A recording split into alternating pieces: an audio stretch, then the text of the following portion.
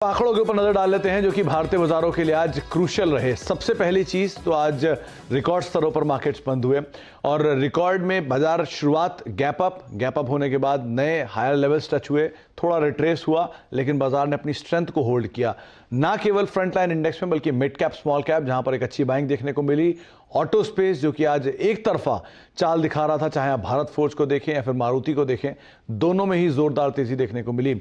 Mid cap index हरे निशान में, Nifty bank flat, लेकिन निफ्टी पीएसयू बैंक जो कि करीब करीब 4% की तेजी के साथ आज जब बंद होता हुआ दिखाई पड़ा, वहां पर रही अच्छी खरीदारी। खासतौर से आप हेवी वेट्स में एसबीआई के ऊपर नजर डालें जो कि एक अच्छी तेजी के साथ एक सीएलएसए की रिपोर्ट के बाद करीब करीब 3 से 4% चढ़कर बंद हुआ।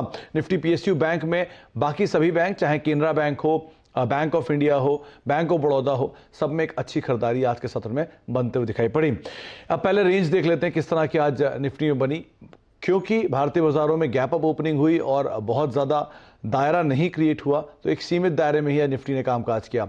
109 अंकों की रेंज निफ्टी में, करीब करीब 402 अंकों की रेंज सेंसेक्स में और 434 अंकों की रेंज आज बनी निफ्टी बैंक में, क्योंकि निफ्टी बैंक गैप अप खोलने के बाद रिट्रेस हुआ और लाल निशान में बंद हुआ।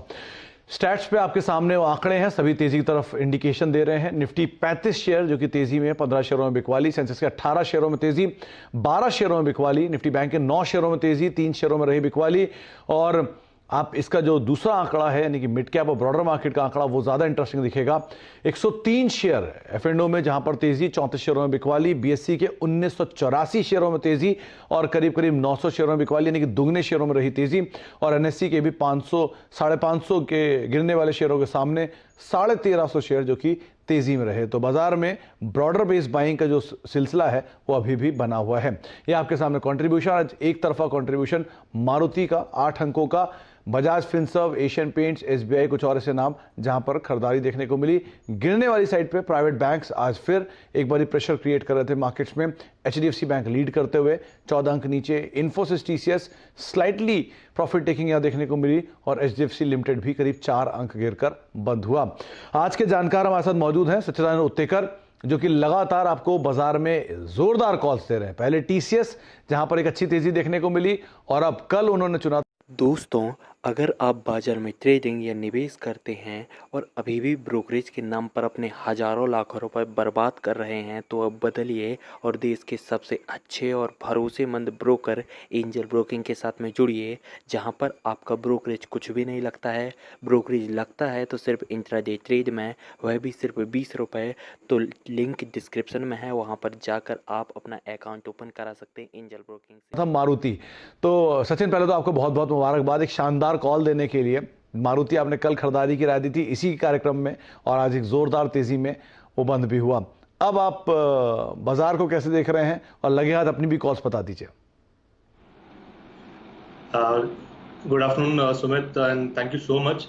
आई थिंक यहाँ पर काफी इंटेलिजेंटली प्लेस्ड है मार्केट। इनफैक्ट जिस तरीके से रोटेशन हो रहा है, हर एक दिन एक नया सेक्टर उभर के नजर आ रहा है, उसमें भी काफी सिलेक्टिव लॉन्ग्स अभी भी यहाँ पर नजर आ रहे हैं। तो मुझे लग रहा है यहाँ पर मार्केट अच्छी तरह प्लेस्ड है। जब तक 13,040 ये पर्टिकुलर लेवल टूटता नहीं है, मुझे लग रहा है तब तक ये जो बुलिश मूड है वो कंटिन्यू रहना चाहिए। कल के सत्र में भी हमने एक लेवल इंडिकेट किया था 13,155। ये पर्टिकुलर लेवल जैसे ही निकल जाता है तो मुझे लग रहा है अगले कुछ दिनों में 13,400 तक मार्केट कूच कर सकता है। तो क्लियरली यहाँ पर एक लॉन्ग बायस ही रखना है आपको निफ्टी में। 13,040 के स्टॉप लॉस के साथ 13,400 के लक्ष्य के लिए यहाँ पर आपको लॉन्ग्स मेंटेन करने चाहिए। अगर हम निफ्टी बैंक के बारे में बात करें तो यहाँ पर थोड़ा सा साइडवेज कंसोलिडेशन जरूर है, थोड़ी सी प्रॉफिट बुकिंग जरूर हुई थी because of some news flows. HDFC bank की वजह से थोड़ा सा सहमा सा रहा था, बट ओवरऑल अगर हम इसका भी स्ट्रक्चर देखें, इसका भी डेटा देखें, तो यहाँ पर भी एक inside bar kind of formation हुआ है।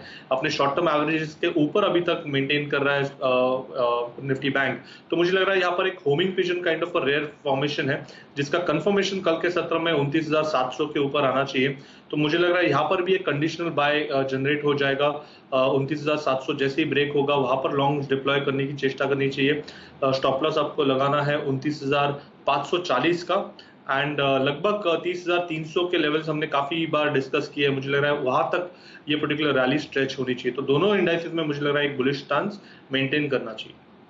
दोनों में ही तेजी का एक रुझान रहेगा। 30,300 ये निफ्टी बैंक के लिए टारगेट है, और निफ्टी के लिए जो टारगेट पहले आपको सुझाया था सचिन ने, वो आज के सत्र में गैप अप में एटलीस्ट हिट होते हुए दिखाई पड़े, लेकिन 13,400 बने टारगेट्स हैं। 13,40 ये स्टॉप लॉस लगातार आप मेंटेन रखिए। सचिन हमेशा ऐसा कहते हैं, किसी भी गिरावट में खरीदारी करें जब तक ये स्टॉप लॉस हिट नहीं हो रहा। सचिन, आपकी तरफ से आज की 2 कॉल्स, रादर शानदार कॉल्स कौन सी हैं जो कि कल चलने वाली हैं? देखिए सुमित जी, आज काफी इंटरेस्टिंग रहा था सेशन। इनफैक्ट मुझे लग रहा है लास्ट के हाफ एन आवर 45 मिनट्स में यहाँ पर फार्मा में काफी इंटरेस्टिंग रुझान नजर आया था।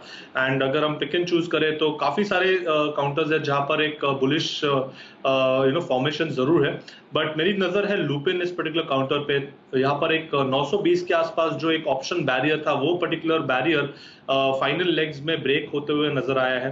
प्लस अगर इसके शॉर्ट टर्म एवरेजेस देखें 5 and 20, उसका कन्वर्जन भी आज के दिन में हो चुका है।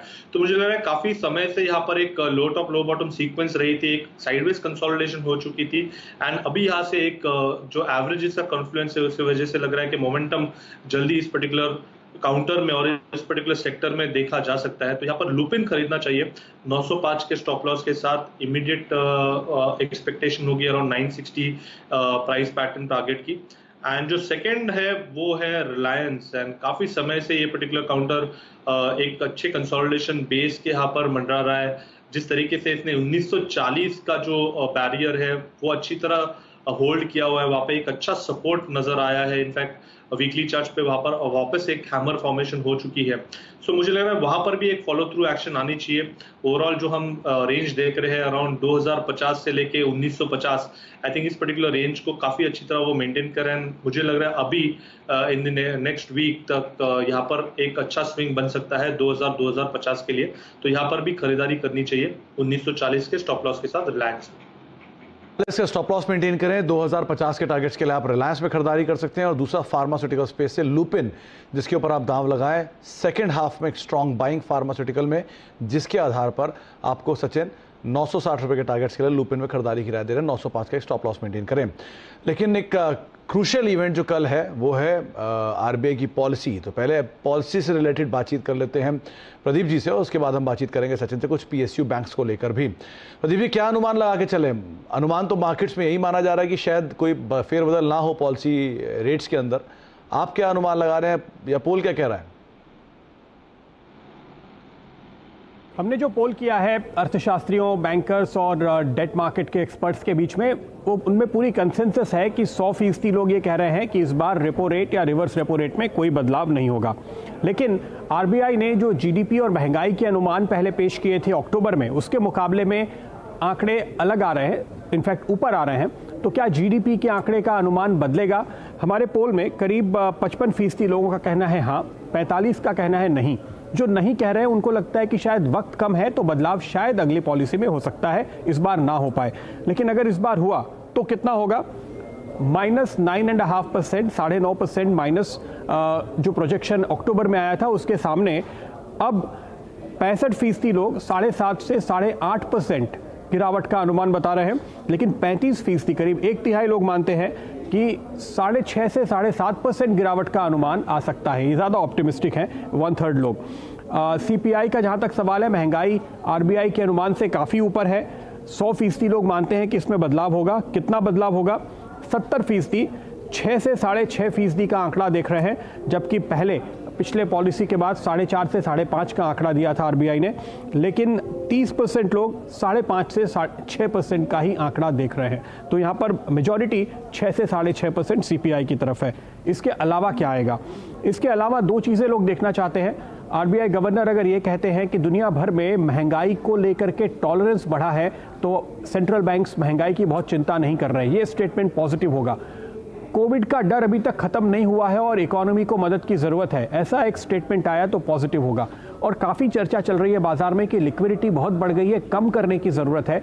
लेकिन अगर फिलहाल आरबीआई ऐसा कोई कदम ना उठाए और कोशिश करे कि बैंक्स के एक मॉरल सुएशन से या बैंक्स को साथ लेकर के लिक्विडिटी को मैनेज कर दिया जाए, तो ये भी पॉजिटिव होगा। यानी लिक्विडिटी घटाने के लिए कोई कदम ना होना। तो ये 2-3 चीज़ें हैं इन रेट्स के अलावा जिस पर नज़र होगी। तो पॉलिसी रेट्स या फ्रंट लाइन रेट्स के अंदर भले फेरबदल ना हो, लेकिन जो कमेंट्री आएगी या फिर जो बिटवीन लाइंस होंगे वो बहुत क्रूशियल होंगे, जिनके ऊपर आप नजर रख सकते हैं। सचिन, पॉलिसी से ठीक पहले पीएसयू बैंक्स में एक जोरदार बाइंग थी, चाहे एसबीआई को देखें, वहां पर एक अच्छी खासी खरीदारी देखने को मिली, Bank of Baroda, PNB, Bank of India, सब में बाइंग थी। कोई पर्टिकुलर स्टॉक जो आपने आइडेंटिफाई किया, आपको लगता है कि शायद और तेजी दिखा सकता है? देखिए, आई थिंक यहाँ पर लीडर्स के साथ ही रहना चाहिए। इनफैक्ट जिस तरीके से एसबीआई में अभी भी रुझान बन रहा है, मुझे लग रहा है यहाँ पर अभी भी स्टीम काफी बाकी है। इनफैक्ट इमीडिएट बेसिस पे अगर हम एक फ्रेश ट्रेड लेना चाहे तो 252 एक आइडियल लेवल होगा जहाँ पर अपने स्टॉप लॉसेस आपको प्लेस करने चाहिए, एंड 268 265 एक ऐसा जोन होगा जहाँ पर वापस आपको पोजीशन रिव्यू करनी चाहिए। कहीं पर भी डिस्टॉर्शन या फिर वीकनेस नहीं है। In fact SBI, bank of Baroda, ये सारे पीएसयूज में एक अच्छा मोमेंटम बना हुआ है। एंड अगर इंडेक्स को ही देखें तो वहां पर भी एक अच्छा फ्रेश ब्रेकआउट हुआ था हाल फिलहाल में, और उसी का फॉलो थ्रू एक्शन यहाँ पर नजर आ रहा है। तो क्लियरली जिस तरीके से सेटअप्स है, मुझे लग रहा है पीएसयू बैंक्स में अभी भी थोड़ी सी आउट परफॉर्मेंस होनी बाकी है। जिस तरीके से ऑलमोस्ट उसके जो कॉन्स्टिट्यूएंट्स प्लेस्ड है, तो मुझे लग रहा है यहाँ से अभी भी काफी अच्छी तेजी हो सकती है। ये रुझान लगभग अक्टूबर, मिड अक्टूबर में जैसा था, जहां पर प्राइवेट बैंक्स थोड़े से बैक सीट पे चले गए थे एंड पीएसयू नेम्स रिवर्सल्स के साइन दिखा रहे थे, ये सिमिलर फॉर्मेशन स्टेजेस में है। तो मुझे लग रहा है यहाँ पर अभी भी दाव लगाना चाहिए पीएसयू बैंक्स में, एंड टॉप पिक होगा एसबीआई। ओके, तो एसबीआई, जहां पर आज सीएलएसए की रिपोर्ट भी थी 262 रुपए के टारगेट्स के लिए, वहां पर आप खरीदारी कर सकते हैं, ऐसा सचिन का मानना। 268 के टारगेट सचिन आपको दे रहे हैं। अच्छा, 2-3 नाम और देखिए। पहला तो मारुति, बट ऑब्वियस आपने कल इसमें तेजी की राय दी, आज एक जोरदार तेजी रही, 7% की तेजी आई, कमेंट्री भी पॉजिटिव आई कंपनी की तरफ से। अब इसमें क्या किया जाए? दूसरा भारत फोर्ज, यहां पर भी क्लास 8 ट्रक के सेल्स का इंपैक्ट रहा और एक अच्छी तेजी देखने को मिली।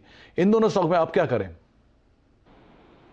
पहली बात तो अगर हम ओवरऑल ऑटो इंडेक्स देखें तो काफी इंटरेस्टिंग है। इनफैक्ट यहाँ पर मुझे लग रहा है अभी भी थोड़ी सी जगह है, बट ओवरऑल स्टॉक परफॉर्मेंस देखें तो मारुति ये पहला स्टॉक है जिसने अपने अक्टूबर 2018 के जो लेवल्स थे, जहां पर निफ्टी ऑटो इंडेक्स में एक मेजर ब्रेकडाउन हुआ था, वो पर्टिकुलर लेवल छू लिया है। तो मुझे लग रहा है वहां पर थोड़ा सा मैं कॉशियस स्टैंस ले रहा हूँ, क्योंकि काफी बढ़िया वहां पर मूव हो चुकी है, तो थोड़ा सा प्रॉफिट बुक करने की सलाह होगी। पर ऑन डिक्लाइन वापस एक अच्छी अपॉर्चुनिटी मिल सकती है जहां पर लॉन्ग एडिशंस किए जा सकते हैं, बट इमीडिएट बेसिस से मुझे लग रहा है थोड़ा सा मुनाफा बांध देना चाहिए। अगर हम भारत फोर्ज की बात करें तो यहाँ पर एक फ्रेश ब्रेकआउट हुआ था और उसकी फॉलो थ्रू एक्शन अभी भी कंटिन्यूड है। तो यहाँ पर क्लियरली 580 तक की जगह हम देख रहे हैं। इनफैक्ट जिस तरीके से इसके चार्ट स्ट्रक्चर्स प्लेस्ड है, यहाँ पर एक inverse head and shoulder breakout establish हुआ था अराउंड 520 के आसपास, जिसका टारगेट अराउंड 580 के आसपास का है। तो मुझे लग रहा है यहाँ पर अभी भी लॉन्ग पोजीशन ऐड करने की सलाह होगी। In fact on a closing basis 520 काफी इंपॉर्टेंट लेवल होगा, तो वहीं पे लगाना चाहिए आपको stop loss, and reward to risk भी काफी हेल्दी है इवन एट दिस जंक्शन। तो मुझे लग रहा है दोनों में अगर फ्रेश पोजीशन लेने की सलाह होगी तो वहां पर मुझे लग रहा है भारत फोर्ज को चूज करना चाहिए। ओके, तो अगर नई खरीदारी करनी है तो भारत फोर्ज एक ज्यादा बेहतर विकल्प है जिसको आप तलाश सकते हैं। मारुति में एक जोरदार तेजी आज के सत्र में देखी जा चुकी है। अच्छा, सत्र के आखिरी हिस्से में बाइंग आई थी एविएशन स्पेस में भी। आप स्पाइस जेट को देखिए, एक ब्रेकआउट जैसी सिचुएशन यहां बनते हुए दिखाई पड़ी लास्ट आवर में, और इंडिगो भी एक अच्छी तेजी में बंद हुआ। यहां कुछ पोजीशंस फर्दर कैरी फॉरवर्ड हो सकती हैं? देखिए, स्पाइस जेट में ओवरऑल हमारी एक्सपेक्टेशन 100 के लेवल्स की है, बट इमीडिएट बेसिस पे अगर शॉर्ट टर्म बेसिस पे देखें तो 85 एक क्रूशियल पॉइंट हो सकता है इवैल्यूएशन के लिए, बट स्ट्रक्चर्स कहीं पर वीक नहीं है। अगर यहाँ पर किसी की एग्जिस्टिंग पोजीशन है, मेरी सलाह होगी 74 के स्टॉप लॉस के साथ उनको मेंटेन करनी चाहिए, but reward to risk for a short term period viable नहीं है। तो इसलिए मुझे लग रहा है कि अगर किसी को खरीदारी करनी है तो लॉन्ग टर्म के लिहाज से करनी चाहिए। प्राइस एक्सपेक्टेशन के लिहाज से मुझे लग रहा है अगले कुछ महीनों में 100 के लेवल्स भी आने चाहिए। तो 74 ये एक वैलिड स्टॉप लॉस होगा इस पूरे ट्रेंड के लिए। तो 74 रुपए एक वैलिड स्टॉप लॉस है और आप होल्ड कर सकते हैं अपनी पोजीशंस को। थोड़ा समय दीजिए और आपको शायद यहाँ पर अच्छे जो रिवॉर्ड्स हैं वो आते हुए दिखाई पड़ेंगे, सचिन का ये मानना है। एक छोटे से ब्रेक का वक्त है, लेकिन जो अब तक बातचीत हुई वो आपको बताते हैं। सचिन की तरफ से तेजी का ही रुख बना हुआ है, 13,040 का एक स्टॉप लॉस मेंटेन करें और अब 13,400 के टारगेट्स को निफ्टी में देख रहे हैं। सेंसेक्स के लिए भी निफ्टी बैंक के लिए जो टारगेट्स हैं वो 30,300 के हैं और वहां पर भी तेजी का रुख ही रहेगा। उनकी अपनी जो 2 कॉल्स है उसमें लुपिन और रिलायंस को उन्होंने चुना है।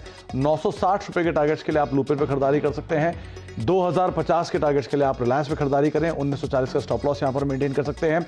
इसके अलावा SBI, PSU बैंक्स में खरीदारी की राय दी जा रही है आपको 268 रुपए के टारगेट्स के लिए, बैंक ऑफ बड़ौदा करीब 65 रुपए के टारगेट्स के लिए और भारत फोर्ज ऑटो स्पेस में आप 580 रुपए के टारगेट्स के लिए खरीदारी कर सकते हैं। एविएशन में से स्पाइस जेट एक बेहतर विकल्प है जिसमें आप 100 रुपए तक की चाल भी देखने को मिल सकती है, तो आप वहां पर भी बने रह सकते हैं। पहला टारगेट 85 और फिर 100 रुपए तक की चाल वहां पर देखने को मिलेगी। एक ब्रेक का वक्त है, ब्रेक के बाद लौटेंगे। यतिन भी हमारे साथ मौजूद है, उनके पास डीलर्स रूम से जुड़ी हुई बज़ है और सचिन भी हमारे साथ मौजूद है, उनसे कुछ और शेयरों पर भी हम चर्चा करते रहेंगे। दोस्तों, अगर आप बाजार में ट्रेडिंग या निवेश करते हैं और अभी भी ब्रोकरेज के नाम पर अपने हजारों लाखों रुपए बर्बाद कर रहे हैं तो अब बदलिए और देश के सबसे अच्छे और भरोसेमंद ब्रोकर एंजल ब्रोकिंग के साथ में जुड़िए, जहां पर आपका ब्रोकरेज कुछ भी नहीं लगता है। ब्रोकरेज लगता है तो सिर्फ इंट्राडे ट्रेड में, वह भी सिर्फ 20 रुपये। तो लिंक डिस्क्रिप्शन में है, वहां पर जाकर आप अपना अकाउंट ओपन करा सकते हैं एंजल ब्रोकिंग से। आप देख रहे हैं मार्केट टुडे। हमारे साथ आज के जानकार सत्यनारायण उत्तेकर मौजूद हैं, साथ साथ प्रदीप जी मौजूद हैं और यतिन भी मौजूद हैं, जो कि आपको रोज बरोज बताते हैं कि डीलर्स रूम में किस तरह की बज़ है। कल भी यतिन ने आपको एक शेयर बताया था जो कि आज 12 से 15% चला था, टूरिज्म फाइनेंस की बात कर रहा हूं। आज यतिन कौन कौन से शेयर आप चुनकर लाए हैं जहां पर डीलर्स खरीदारी या बिकवाली की राय दे रहे हैं? देखिए, आज 2 स्टॉक्स जो डीलिंग रूम्स के फोकस पॉइंट पे हैं, उनमें सबसे पहले HPCL। आज हमने देखा कि सारे के सारे oil marketing companies IOC, HPCL, BPCL सभी के सभी डे हाई पे बंद आए और काफ़ी अच्छा लॉन्ग बिल्डअप देखा गया। अगर आप डीलिंग रूम्स की राय माने तो यहाँ HPCL में खरीदारी वो करवा रहे हैं अपने क्लाइंट्स को और यहाँ से भी उनको लगता है कि अच्छे ट्रेडिंग गेन्स आपको देखने को मिल सकते हैं। अगर आप अक्टूबर महीने से देखें तो काफ़ी साइडवे मूवमेंट था, लेकिन आज फाइनली हमने काफ़ी अच्छा प्राइस एंड वॉल्यूम एक्शन देखा ऑयल मार्केटिंग कंपनीज में 1-2 महीने के बाद। अगर आप ओपन इंटरेस्ट की बात करें तो 7% का ओपन इंटरेस्ट एडिशन हुआ दिसंबर सीरीज में और 20 लाख शेयर्स लॉन्ग साइड पे ऐड हुए। तो HPCL में एक बाय रिकमेंडेशन डीलिंग रूम्स का। और इसके अलावा कैश मार्केट में महिंद्रा लाइफ स्पेस, जो कि एक रियल एस्टेट कंपनी है महिंद्रा ग्रुप की, वहाँ खरीदारी की राय है। 10 से 15% का शॉर्ट टर्म अपसाइड यहाँ डीलिंग रूम्स को लगता है कि देखने को मिल सकता है। और रियल एस्टेट मार्केट में हमने ओवरऑल पिकअप देखा ही है। पिछले साल की बुकिंग्स की बात करें तो कंपनी को लगभग 800 करोड़ की बुकिंग आई थी और इस साल अनुमान ऐसे लगाया जा रहा है कि 1000 करोड़ के एक्सेस में शायद बुकिंग का अमाउंट कंपनी के पास आ जाए। ओवरऑल बेसिस पे कंपनी अगले 3 महीनों में 4 नए प्रोजेक्ट्स लॉन्च करने जा रही है, जो कि एक बड़ा ग्रोथ का ट्रिगर होगा और इसीलिए यहाँ dealing rooms Mahindra life space में शॉर्ट टर्म के लिहाज से बाइंग की राय दे रहे हैं। तो एक कैश का स्टॉक महिंद्रा लाइफ स्पेस और दूसरी तरफ HPCL, जहां पर डीलर्स तेजी देख रहे हैं। सचिन, आज पूरे ही PSU बास्केट में बाइंग थी, चाहे ONGC हो, गेल हो, जो कि लगातार आउट परफॉर्मर है। इसके अलावा OMCs में IOC, BPCL, HPCL सब में बाइंग थी। कोई नाम यहाँ आपने आइडेंटिफाई किया? सुमित, आई थिंक कल हमने ONGC के बारे में बात की थी, उसके ऑलमोस्ट टारगेट आ चुके हैं। मुझे लग रहा है वहां पर अभी थोड़ा सा कॉशियस रहना चाहिए, बट जो जिक्र इन्होंने किया है HPCL, BPCL, आई थिंक वहां पर थोड़ा सा मूड बन सकता है कल के सत्र में। स्पेशली अगर हम HPCL का डेटा देखें तो क्लियरली वहां पर 220 के आसपास जो ऑप्शन बैरियर था, लगभग 13 लाख शेयर्स का आउटस्टैंडिंग हुआ है। मुझे लग रहा है वहां पर थोड़ी सी तकलीफ हो सकती है राइटर्स को, तो मुझे लग रहा है वहां पर एक अच्छा मोमेंटम बन सकता है। तो HPCL में खरीदारी करनी चाहिए 215 के स्टॉप लॉस के साथ एंड 235 एक अच्छा रिविजन होगा, जो उसका एक शॉर्ट टर्म स्विंग बना था। आई थिंक वो पर्टिकुलर लेवल वापस रिविजिट होना चाहिए, क्योंकि एक अच्छे कंसोलिडेशन के बाद 2 दिनों से लगातार यहाँ पर OI एडिशंस हो रहे हैं, एक ब्रेकआउट नजर आया है। तो मुझे लग रहा है HPCL काफी इंटरेस्टिंग हो सकता है कल के सत्र। तो 235 के टारगेट्स के लिए आप HPCL पे दांव लगा सकते हैं, 215 का एक स्टॉप लॉस मेंटेन कर सकते हैं। वैसे भी बायबैक है तो बहुत ज़्यादा कुशन मिला हुआ है नीचे शेयर नहीं जाने का, तेजी देखने के लिए हाँ जरूर 235 रुपए तक का टारगेट मिल सकता है। बहुत बहुत शुक्रिया सचिन हमारे साथ मौजूद रहने के लिए, बाजार पर सभी शेयरों पर चर्चा करने के लिए। प्रदीप जी आपका भी और यतिन आपका भी बहुत बहुत शुक्रिया हमारे साथ मौजूद रहने के लिए और सभी शेयरों पर चर्चा करने के लिए। तो कल क्रूशियल डे है, आरबीआई की पॉलिसी है और पॉलिसी के आउटकम के बाद मार्केट में शायद वॉलेटिलिटी देखने को मिल सकती है। हफ्ते का आखिरी कारोबारी सत्र भी है, तो ध्यान से संभल कर स्ट्रिक्ट स्टॉप लॉसेस के साथ आप ट्रेड कर सकते हैं। नमस्कार।